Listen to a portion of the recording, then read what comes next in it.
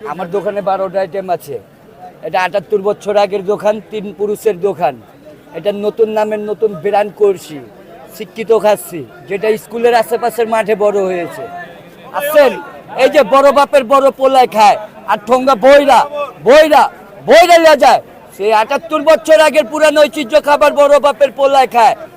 তারে আবার ঘিকা আর বারে মশালা जो भी नहीं खाएगा वो भी फंसताएगा। এটার নাম বড় বাপের পোলায় খায়। এটা কি? এটাই সেই শিক্ষিত খাসি। এটা কি? এটা কি? 800 টাকা পার পিস। প্রতি লেগ আছে 600 গ্রাম কাঁচা মাংস। প্রতি লেগ এটা 600 গ্রাম কাঁচা মাংস।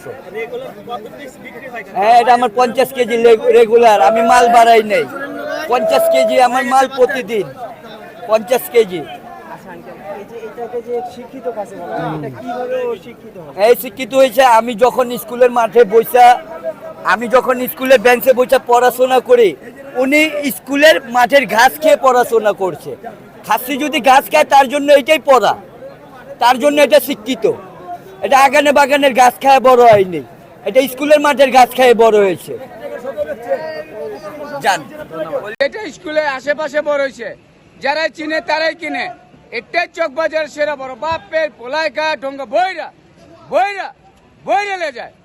বড় বাপের পোলায় খায় ঢোঙ্গা বইরা বইরা লে যায়।